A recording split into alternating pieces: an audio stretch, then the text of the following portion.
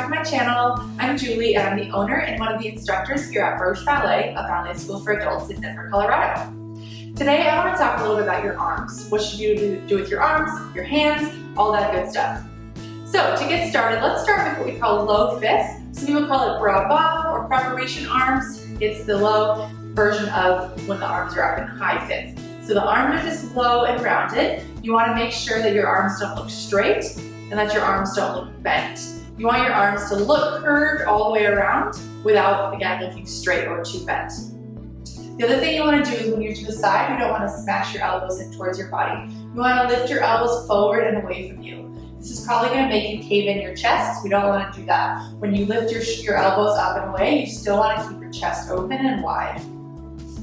So that's here with this nice rounded look. Your palms are facing you, looking at you. A lot of people will say if you had a mirror in the palm of your hand, it would be looking at you.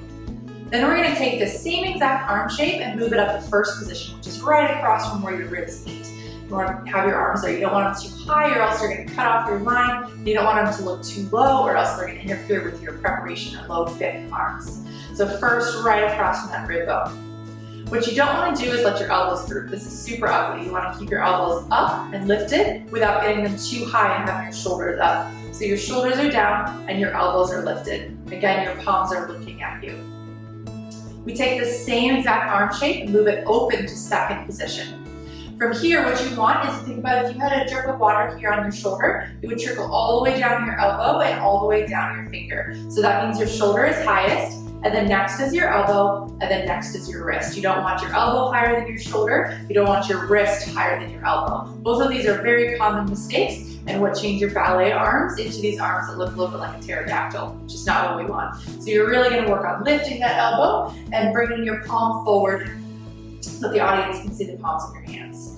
So it's going to feel like a couple of different twists. From the side, you're feeling your shoulder going down your back. You're feeling your elbow lifting up, so that's your first twist. You feel your tricep rotating forward.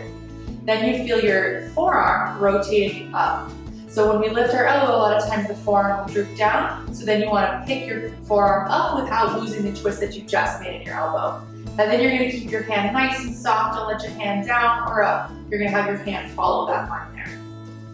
So those are your second position arms here. Then we have our high fifth arms. This is also called on O sometimes, but also high fifth is what we typically call them here. What you want to do with high fifth, if you were to turn to the side, you should still be able to see yourself over your tricep. You don't want to be here where you're kind of covering your face. You want it to be here in front of you. Another thing you don't want to do is let your elbows drop. You want to feel your elbows opening nice and wide so that your elbows are big and you get this big line around your head. If you let your elbows drop here, this is what it looks like, as opposed to the elbows nice and wide and open. You want that same line that we had down here where it looks curved, but not bent and not straight. So we don't want it straight, we don't want it curved. We want, bent. We want it just nicely curved with this line that's gonna round up and over your head. Last thing let's talk about is your hands. This is a big question, is what to do with your hands in ballet. There's many different styles of hands. Every teacher kind of has their own aesthetic, every school has their own aesthetic, but I'll show you the ballet hands that I like the most. So some things you don't want to have the mitten hand where it looks like all your fingers are touching together. You also don't want to have the hamburger hand where it looks like you're about to eat a burger with your fingers together and your thumb out to the side. You don't want either of these hands. Your goal is to be able to see every single one of your fingers without them looking spread apart. This is tough to do, but you can practice it at work, you can practice it anywhere you are, you can practice those ballet hands. It doesn't require anything except for muscle memory, so you can do it anywhere that you are.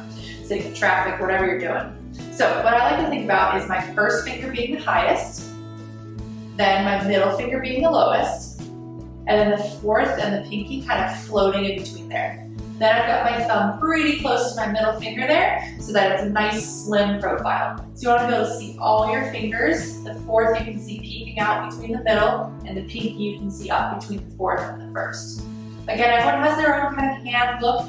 It'll depend on your height, on how big your body is, on how big you like to look, which kind of hand you use. But this is the hand that I often use. It's pretty streamlined, it's pretty small in as opposed to something that might be a little more open. I like it to be a little bit smaller. I'm already a very tall person. I don't want my line to be any bigger, but someone who's maybe a little bit shorter might like a bigger hand to make them look a little bit bigger on the stage. So again, you want to really just work on letting your hands relax and then finding your ballet position right away. Let them relax and find that ballet position. Make sure that you can get there at any time, at any point. Get into those ballet hands wherever you are. That's all for today, dancers. I hope this helps you figure out your arms, figure out your hands, and figure out how to make your upper body look nice and pretty in class. Let me know any questions you have in the comments below. Don't forget to like, subscribe, click the notification bell, all that good stuff. Until next time, take care.